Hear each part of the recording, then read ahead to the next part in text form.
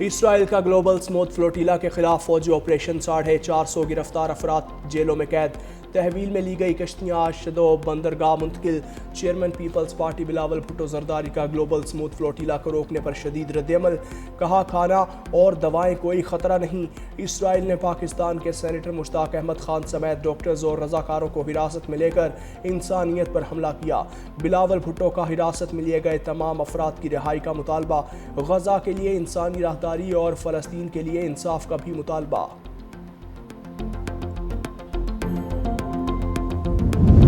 غزہ امن معاہدے کے لیے ہمارے ڈرافٹ میں تبدیلی کی گئی ٹرمپ کے 20 نکات وہ نہیں جو ہم نے دیے نائب وزیر اعظم اسحاق ڈار کا قومی اسمبلی میں خطاب بولے سعودی وزیر خارجہ نے کہا ہمارے پاس 2 آپشنز ہیں یا تو معاہدہ مسترد کر دیں یا انہیں معاہدے پر عمل کرنے دیں معاہدہ مسترد کرنا اسرائیل کو جارحیت کی اجازت دینے کے مترادف ہوگا مسئلہ فلسطین پر پاکستان کی وہی پالیسی ہے جو قائد اعظم کی تھی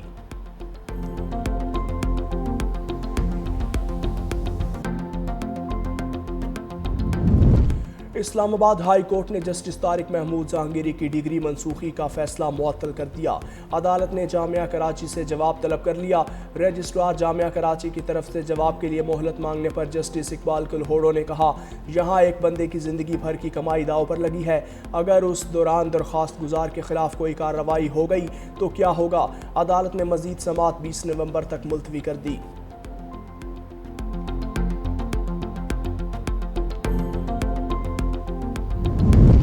وزیر اعلیٰ مریم نواز کے بیانات پر پیپلز پارٹی کی ناراضگی برقرار پیپلز پارٹی ارکان کا قومی اسمبلی اجلاس سے واک آؤٹ سینئر رہنما نوید قمر نے کہا ہمیں یقین دہانیاں کروائی گئی تھی لیکن گراؤنڈ پر ابھی تک وہی صورتحال ہے ہم ایوان سے پھر واک آؤٹ کرتے ہیں حکومت کے منانے پر پیپلز پارٹی کے ارکان ایوان میں واپس آ گئے نائب وزیر اعظم اسحاق ڈار نے کہا ایک دوسرے پر الزام تراشی کسی کے لیے بھی فائدہ مند نہیں دونوں جماعتوں کے درمیان گولہ باری اور جوابی گولہ باری روکنا ہوگی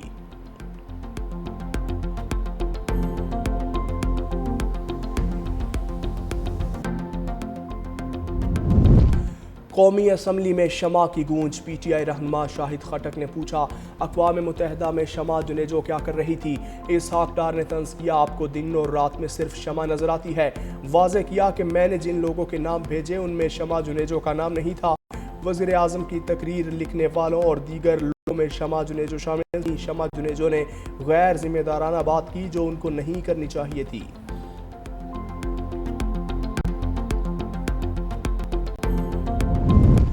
حکومتی مذاکراتی کمیٹی کے عوامی ایکشن کمیٹی سے مذاکرات کا دوسرا دور شروع وزیر برائے پارلیمانی امور طارق فضل چودھری نے تصدیق کر دی کہا ہم کشمیری عوام کے حقوق کے حامی ہیں زیادہ تر مطالبات جو عوامی مفاد میں ہیں پہلے ہی منظور کیے جا چکے چند مطالبات کے لیے آئینی ترامیم درکار ہیں ان پر بات چیت جاری تشدد کسی مسئلے کا حل نہیں امید ہے ایکشن کمیٹی تمام مسائل پرامن مکالمے کے ذریعے حل کرے گی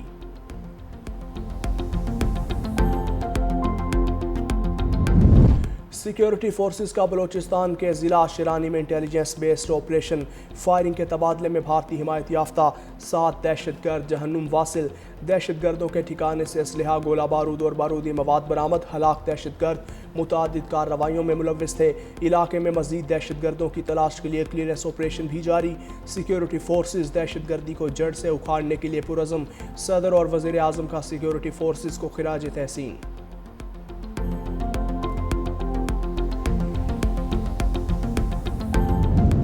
ملک میں ڈینگی وائرس پھیلنے کا خطرہ تمام اسپتالوں میں بخار کے مریضوں کے لیے الگ کاؤنٹرز قائم کرنے کی ہدایت وفاقی وزیر صحت مصطفیٰ کمال کی زیر صدارت اجلاس مصطفیٰ کمال نے کہا ڈینگی وائرس سے نمٹنے کے لیے مؤثر اقدامات جاری ہیں انسداد ڈینگی کے لیے تمام متعلقہ ادارے مل کر کام کریں تاکہ شہریوں کو محفوظ رکھا جا سکے مربوط حکمت عملی اور عوامی سطح پر فوری اقدامات ناگزیر ہیں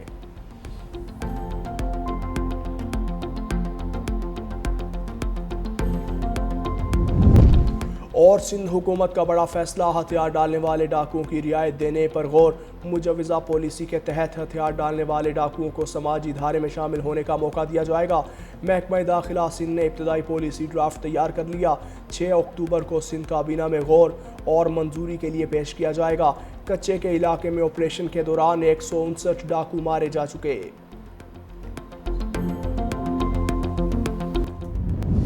آزاد کشمیر میں مذاکرات کے پہلے دور کے بعد ماحول پرسکون، وفاقی وزراء کا کامیابی کے لیے پر امید ہے۔ وفاقی وزراء اور حکومتی وفد کے جوائنٹ ایکشن کمیٹی سے مذاکرات۔ کمیٹی نے عوامی جوائنٹ ایکشن کمیٹی کے مطالبات سنے۔ آزاد کشمیر میں قیام امن کے لیے آج پھر مذاکرات ہوں گے۔ وفاقی وزراء پر مشتمل اعلیٰ سطح مذاکراتی کمیٹی مظفر آباد روانہ۔ مذاکرات کا دوسرا مرحلہ کچھ دیر میں ہوگا۔ دوسری جانب اسلام آباد پولیس کے مزید 1000 اہلکار آزاد کشمیر بھجوانے کی تجویز۔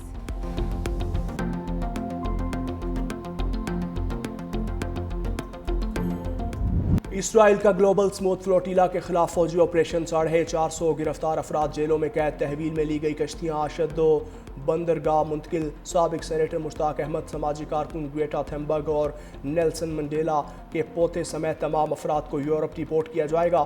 کئی ممالک کا اسرائیل سے گرفتار کارکنان کے حقوق کا احترام کرنے کا مطالبہ۔ اسرائیل نے فلوٹیلا کی آخری کشتی میرینیٹ کو بھی قبضے میں لے لیا۔ پاکستان نے اپنے شہریوں کی رہائی سے متعلق اقدامات شروع کر دیے۔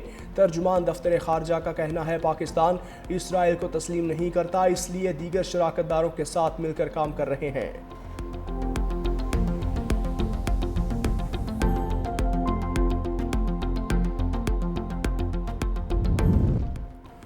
7 جنگیں ختم کروا چکا، غزہ میں جنگ ختم ہوئی تو یہ 8ویں جنگ ہوگی۔ امریکی صدر ڈونلڈ ٹرمپ مشرق وسطیٰ میں امن کی بحالی کے لیے پر امید۔ کہا ایسا لگتا ہے 3000 سال بعد مشرق وسطیٰ میں مسئلہ حل ہوگا، ہم غزہ میں مکمل امن حاصل کریں گے۔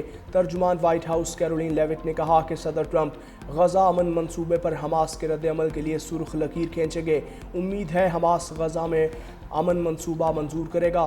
دوسری جانب حماس کے سیاسی بیورو کے رکن محمد نزال کا کہنا ہے صدر ٹرمپ کے غزہ منصوبے کا جلد جواب دیں گے، غیر مسلح ہونے کی شرط کسی صورت قبول نہیں۔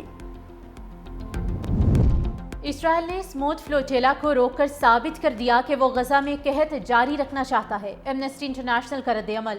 ایمنسٹی انٹرنیشنل نے فلوٹیلا کے خلاف آپریشن کو سنگین کارروائی قرار دیتے ہوئے کہا کہ اسرائیلی حکومت کا فلوٹیلا روکنے کا مقصد نسل کشی کے خلاف آوازیں دبانا ہے۔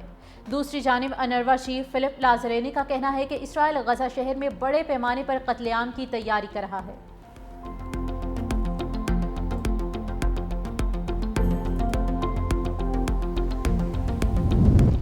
اسلام آباد ہائی کورٹ نے جسٹس طارق محمود جہانگیری کی ڈگری منسوخی کا فیصلہ معطل کر دیا۔ عدالت نے جامعہ کراچی سے جواب طلب کر لیا۔ رجسٹرار جامعہ کراچی کی طرف سے جواب کے لیے مہلت مانگنے پر جسٹس اقبال کلہوڑو نے کہا یہاں ایک بندے کی زندگی بھر کی کمائی داؤ پر لگی ہے، اگر اس دوران درخواست گزار کے خلاف کوئی کارروائی ہو گئی تو کیا ہوگا؟ عدالت نے مزید سماعت 20 نومبر تک ملتوی کر دی۔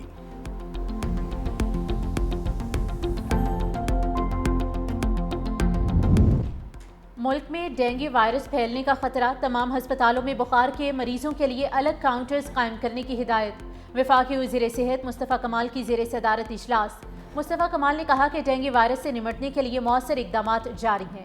انسداد ڈینگی کے لیے تمام متعلقہ ادارے مل کر کام کریں تاکہ شہریوں کو محفوظ رکھا جا سکے۔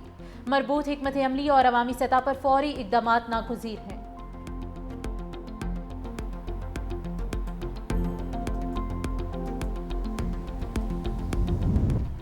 پنجاب بھر میں سی سی ڈی کے مقابلے جاری، مزید 4 ڈاکو انجام کو پہنچ گئے۔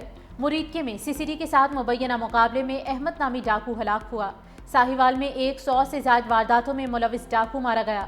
فیروز والا میں موٹر سائیکل چوری کی 20 وارداتوں میں ملوث 2 ملزمان مارے گئے۔ لاشوں کو پوسٹ مارٹم کے لیے ہسپتال منتقل کر دیا گیا۔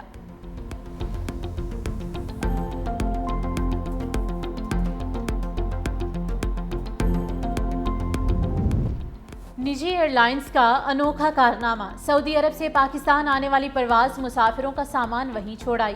دمام سے سیالکوٹ پہنچنے پر مسافروں کو سامان سعودی عرب میں ہی رہ گیا۔ مسافروں کا احتجاج، ایئر لائن انتظامیہ کاؤنٹر چھوڑ کر چلی گئی۔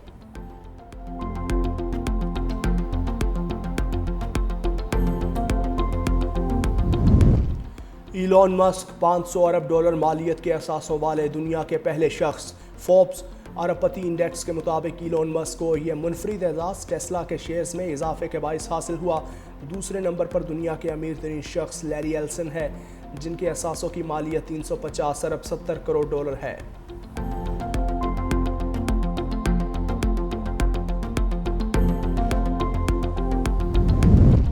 امریکی ٹی وی اینکر لائیو شو کے دوران اہلیہ پر سیخ پا. مشہور مارننگ شو کے شریک میزبان اور صحافی جاس کاربرو کی اپنی اہلیہ اور میزبان میکا برزنسکی پر حکومتی شٹ ڈاؤن پر بحث. دونوں میں تلخ جملوں کا تبادلہ. ویڈیو سوشل میڈیا پر وائرل.